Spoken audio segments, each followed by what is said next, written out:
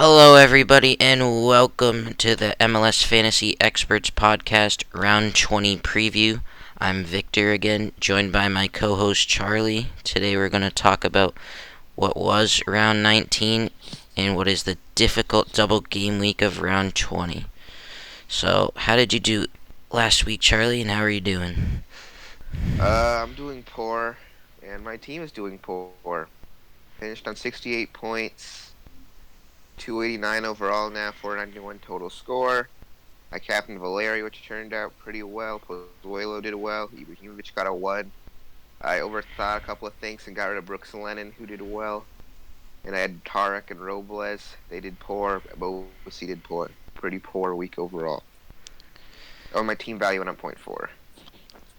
So I had a pretty decent week. I had 85 points, week rank of 61, overall rank of 147, which isn't bad. I was looking to get into the top 125. Total score of 506. I made a couple of mistakes. One, Zlatan Ibrahimovic. I didn't want him. I did not want him, and I told myself I wasn't going to pick him if Vela didn't play. I picked him instead of Josie Altidore. That was a big mistake for me. Could have probably got me closer to the top 125 if I did have Altidore for a cheaper price, but I made good decisions with the Orlando backline keeping a clean sheet. I had 3 defensive-minded players on Orlando. I also captained Valeri. I brought in Pozuelo last minute and Jonathan Dos Santos, so those players did pretty well. But other than that, let's go into round 20. There's a lot of things to talk about for this week. Yep. Just start out with my goalkeeper, I guess. I don't have the budget I'd like to have at this point in the year. It makes it very difficult to build around a team, especially with this stacked double game week with so many good matchups. So that's why I'm going at Brad Guzan at only 5.3.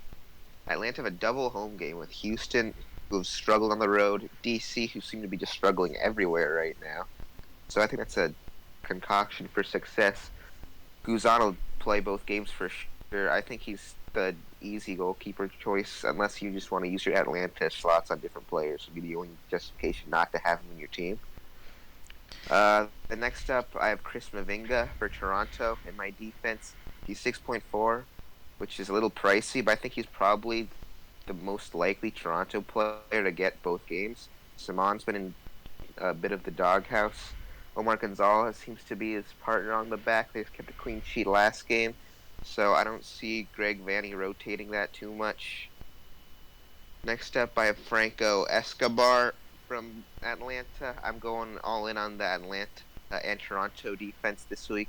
The double home games seem to be most likely to offer clean sheets.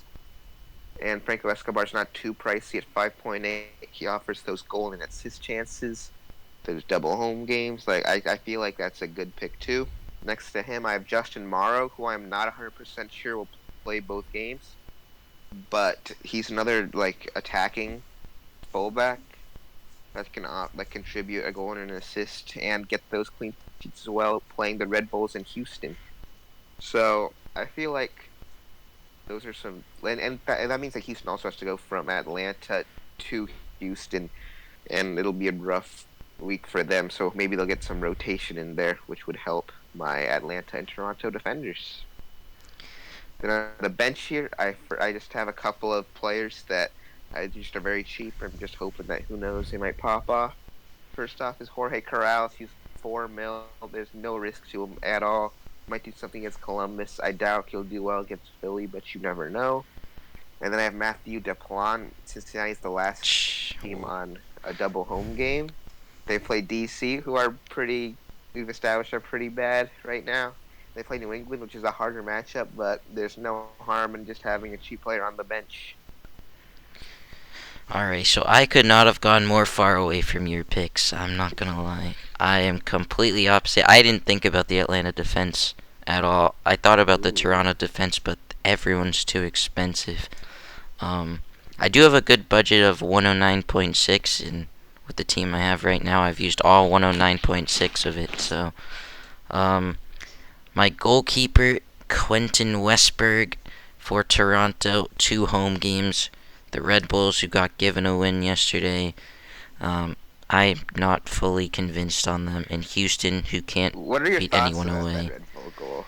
Everyone seems to Um, have I dissenting think that opinions. pro referees got a little money from the Red Bulls, and Oof, I'm not making such allegations.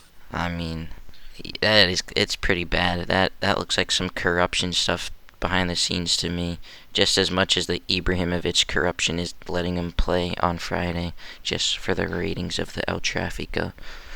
But anyways, uh, yeah, Westberg, he's definitely getting a clean sheet against Houston. Houston just lost to like uh, LAFC B team, maybe even a C team if you want to go that far.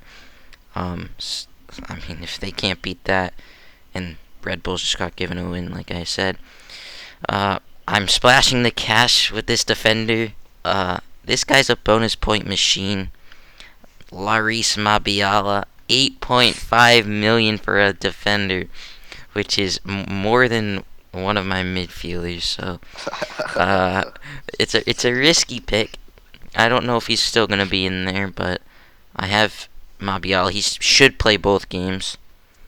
With Cascante getting a red card and him being arrested on Saturday. Um, my second defender is Bastian Schweinsteiger, home against Columbus, guaranteed a clean sheet right there, even though they just lost to Cincinnati at home. But Schweinsteiger, coming off yellow card suspension, he should play both games now, fully rested. Um, he's gonna get some bonus points against Philly, maybe. I don't see him getting a clean sheet there, but that is my thought process behind Schweinsteiger. And then my starting defender is Zarek Valentin, 5.6 million. Should play both games with Marco Farfan injured and the Timbers having very little on the back line. And I'm thinking that they should get a clean sheet against Orlando, hopefully, and maybe not at Seattle. I don't see that being a clean sheet kind of game. And then on my bench, I have Carlos Asquez. He played center mid last week. Maybe he'll get one game this week, and he'll maybe get, those points for playing center mid as a center back. So let's see how that works out. Yeah, those are some interesting picks. Maviala is very pricey. I am. I would recommend splashing that much on defender because you have so many options this week. And yeah, just a word of caution for Valentin. The Timbers are in a very congested schedule, and he played like 2 out of 3 of the 3 games the Timbers had last week. Who else is And gonna play on the back line? Jadama played there against Montreal a couple weeks ago. I could see them playing him Well, there again. yeah, but Portland does not have to travel very far for their 2 games here. No, that is a So good point. I mean, Yeah, it if he shouldn't plays, I think rotation it's a shouldn't solid happen. game. Yeah. Yeah. All right, let's go into our midfielders. I'm just gonna go for the midfielder I'm least confident in first, and this may come to a shock to the viewers, considering I think he's been in my team every week so far. But it's Diego Valeri. I think that I still think the Timbers are probably gonna rotate. It's gonna be like 5 games in 2 weeks after the end of this one. And if they're going to rotate, it'll be in that Orlando game. The Timbers they're the last double game week team to play their first game. So if Valeri or Fernandez or somebody that you have in your team doesn't play, you have to go with a single game week option or an Orlando player or an alternative Timbers player, which is not a lot of options considering that there's a lot of good players to pick from this week that are high budget options. So I'm just not sure if he's going to play both games, just how congested the Timbers schedule is. Even if it is low travel, that's still a lot of games to play. And Valeri's played most of them other than that LAFC game that they won, but he still came on even then. And he played 90 minutes on Saturday, I mean. Yeah, Saturday. So I have in my team right now, but I'll talk like who I've been toggling between when I go to my strikers. My next midfielder is Carlos Heel. He was a must-have for me this week. He's a bonus point machine. He might get that link up with Gustavo Bo if he gets a game this week. He's a little pricey though. Once again, 11.3, but I think it's worth it this week As long as he considering his doesn't get a yellow. matchups. Yeah, but he just needs to not get a yellow against Vancouver, and I'm willing to take that risk. Yeah. My third big midfielder is Alejandro Pozuelo. I think he's a must-have this week. His average is 8.8, by the way, just showing you how consistent he is. And he's got a double home game against the Red Bulls in Houston. He's dropping a 25-point week minimum. I'm calling it now. Then on the bench, I need to save some cash somewhere, so I went with Alexander Katai over Nico Gaitan. Only 8.5. His numbers are very similar to Gaitan. He's on my bench though, just because I'm not sure he'll get both games. But with how Nikolic seems to have been displaced from the starting lineup, he seems like the likely starter. And that's my midfield. All right. A couple of similar picks. This guy, I don't have him as a captain. Pozuelo, he's gonna have some good games. Like he should have a very solid bonus point week against the Red Bulls in Houston. With Josie Altidore back, this should just be fun just to watch Pozuelo get as many points as possible. My second midfielder is also Carles Heel. Must own. I'd say him and Pozuelo you have to have no matter what your budget is this week. Um, Home against Vancouver, at Cincinnati, you literally cannot ask for much better matchups than that this week. My third midfielder is not Alexander Katai, but Nico Gaitan. Missed 2 penalties, scored a goal. Um, and Nico Gaitan seems to love his double game weeks. And when you're playing He home loves one of his Columbus, double game week games for this point, and then only gets 3. well, if there's ever a time for him to get 3, it would be against Philadelphia. But he'll drop, hopefully, 15 to 20 against Columbus, who are very, very, very bad at the moment. And my last starting midfielder, this might come as a very interesting pick. Not one I should be spending the money on for what position he plays. But I have Michael Bradley. So, Oh. this is a guy who gets bonus points. He doesn't move from the center. He's just going to sit there and pass the ball sideways. But eventually, for a double game week, say he gets 6 and 6 in those 2 games, which he should have the possession in both of those games. I think he's going to have be a good option, and maybe he can get an assist in there. And on my bench for 5.7 million, I have Artur. Not quite sure if he's gonna play both games. Hopefully he plays against Montreal at home, where he will keep the possession. Because when they did play the first time at home, he had like 8 points just from passing. So maybe it's a risky one with my. That's certainly a differential pick. It is a differential pick. I don't think many people have Artur on their team right now. I would have probably gone for Mira if I was looking at that price range. I had exactly 5.7 million to spare. Yeah, I guess then might as well pick him up. Yeah, those are some. Yeah, there's a lot of options this week, and it'll or not. I wouldn't say there's a ton of options, but they're just all expensive. So I it's couldn't hard get to pick Valeri and in my choose team. I couldn't. Uh, It's just he's too much. I have him right now, but there's a 50-50 chance I drop him for the forward that I'm about to talk about, who I'm struggling to justify not having in my team, and he's not in right now, but who knows come Wednesday, and that's Josie Altidore. I really want him in my team this week, but I also want my other 2 strikers and Valeri. So it's been a struggle, and I've hummed and hawed about it all morning. But he's not there right now, Josie Altidore. But I'd say he's borderline must-have. The Pozuelo link-up is back. He already showed that he's right back to scoring form against Montreal with that free kick. But he's not in my team now. My first actual starting strike. striker is Brian Fernandez, who still doesn't have a face in his fantasy, by the way. Can we get some justice for my boy Brian? But he's my first striker, a 10.5, which I think is criminally undervalued. He went down 0.4 because he came off the bench and only dropped like 1 or 2 points. 2 points. He got the shooting bonus in like 10 minutes. Just shows that he does rack up those shots and gets those. He'll probably get 1 or 2 both games against Orlando and Seattle. Seattle's a tougher matchup away, but it's a rivalry game, and as we saw in the New York Derby, you never really know what's gonna happen in those. So he's my first striker for now. He rested this weekend, so I think that will motivate him to play better against Orlando, where I could see the Timbers dropping a couple on him. My next striker is another must-have. It's Josef Martinez. He's 12 mil, which is a Steep. bit pricey. It is steep, but he's playing with a chip on his shoulder. And how many goals does he have in the last 5? Like a lot. I believe it's 8. 8? Yeah, exactly. He's been playing so well. Double home game. He's been better at home than away. Against 2 struggling teams.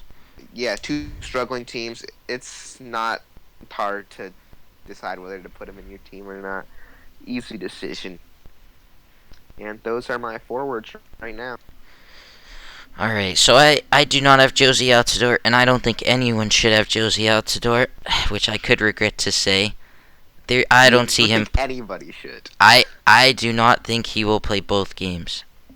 He may have one good game out of these 2 games, but I do not think he is going to play both games. He was injured. He spent a month and a half away at the Gold Cup. He's just coming back. He didn't play every Gold Cup game. I know, but because he was not fit. So I think that Altidore, I don't know. If he plays the first game, though, however, he could be an interesting pick.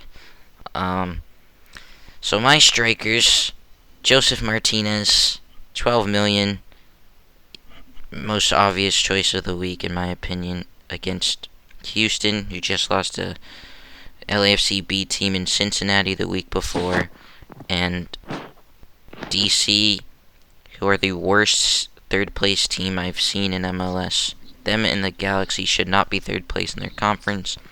However, they are. And my other striker, for now, Teal Bunbury. 6 goals in his last 7 games in all competitions. He's going to be a differential pick. He's 7.8 million. He's going to go under the radar. Whether he plays both games or not, I don't know. Maybe he'll get rotated. Maybe Gustavo Bo starts at striker and they can link up along with Carles Heel. But I think Teal Bunbury this week is a sneaky one to drop at least a goal in one of these 2 games, maybe not more. Okay. I just want to talk about a couple of guys that you want to have. I don't necessarily want to have these guys, but I think other people might be thinking about him. First is Albert Elise from Houston. Absolutely not. Completely not. 2 away games, but Elise has been good even when Houston necessarily hasn't. But you're gonna pass on him. I passed on him and Brian Fernandez.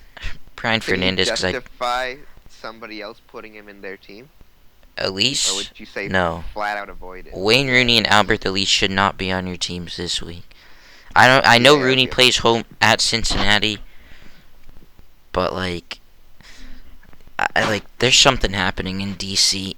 They are struggling, and they wouldn't have got a point against us if Ted Uncle wasn't the referee. So, yeah, I think that makes a huge. Or if Edgar Castillo knew how to mark. If Gustavo Bo plays the first game, he's in the lineup the first game, are you willing to pick him? No. There's too many other striker options this week, and if he plays the first one, I don't think he'll be likely to start the second. Might come on, but it's not worth risking considering the other options this week. And then I also was thinking of Pity Martinez. So what are your thoughts on him? Now, he's a very interesting one. 9.5? 9.5. And I could make some moves, get rid of Michael Bradley for Pity Martinez. However, Pity Martinez scored yesterday, got disallowed. I think Scored in the Open Cup. he scored in the Open Cup. He knows how to score. And if there's ever a week for him to just get a bunch of points, it's this week. But he needs to play both games for that to happen. And he hasn't been rotated in a while. But he has been subbed off, but he hasn't been rotated in a while. And then the last team I wanted to talk about was Cincinnati. They're playing well now. They have 2 home games. Are there any sneaky Cincinnati players that you thought about? I cannot say they're playing well. I think that The last 2 games against Houston and away in Okay. Chicago. let's just talk about how Cincinnati won against Houston. Ulloa shot the ball from the top of the box, and it was a roller, and Joe Willis let it go through his legs. They're also the better team for the majority of that game, though. Like, they looked solid. And then against Chicago, they bunkered, they counterchecked, they got a goal. Chicago didn't have Schweinsteiger. When Chicago doesn't have Schweinsteiger, they're literally a completely different team. No matter where Schweinsteiger's playing, just his professionalism and his leadership was missed, and that's why they lost that game, I think. But there is no one on Cincinnati that you can pick that you know is going to play both games. They rotate already like crazy. Yeah, that's true. If I was to pick one, though, I'd say Ledesma has been carrying the brunt of the offense for that team. But for 7.6 million, That's cheap this week. I think if you want a differential pick, I don't mind that from Cincy. Like 2 home games, people undervalue how good they are. what are your thoughts on Lucio Acosta then for DC? He's not even been starting. Well, he got a red card. He might be got a red suspended card. for the Cincinnati He game. got a red card. He came off the bench. Yeah, He's not been playing. like I said, if you're gonna go for a differential pick, however, and you want to spend like less than 8 million, let's say, Lucas Rodriguez on DC, he's been the only bright spot. He looked good playing in Acosta's position. He looked good. He likes to dive, so he'll get that bonus point for that. But I feel like maybe you can pick up like Leo Hara, because he makes some really good outside runs. He plays basically striker at times for DC. And he could get some bonus points, so if he wasn't 6.6, he'd probably be in my team this week, but yeah. DC have double away, though. That is I true. don't like that. And Atlanta, it's one of them, too. Maybe DC will finally slip down the table where they belong. I don't know. I feel like double game weeks are the hardest weeks for differentials just because you're limited in options. You're never really going to pick a single game player, are you? And you never know who's going to play both games. So that's why you just got to hope for the best in your 50-50 decisions for your expensive players. Like me passing Altidore for Valeri. I'm just hoping it works out. So, one last thing before the captains. You're not having any Red Bulls players. Oh my god, no brainer I'm not. They were not convincing us NYCFC. I think a dodgy ref called a win. Away Toronto. You could say 2 dodgy ref calls. Away Orlando. Not an easy game either. I don't know. I just the Red Bulls. I don't even know who you pick, even if you wanted to pick them. Kaku. They rotate more than any other team does. But Kaku, they'll probably put Kaku got rotated this. Kaku definitely got rotated yesterday. Did he get rotated or benched? Is my question. He got rotated, I'm gonna say. I think he got benched. he got rotated. For fun. He got rotated to play twice this week, and he's a bargain in my opinion.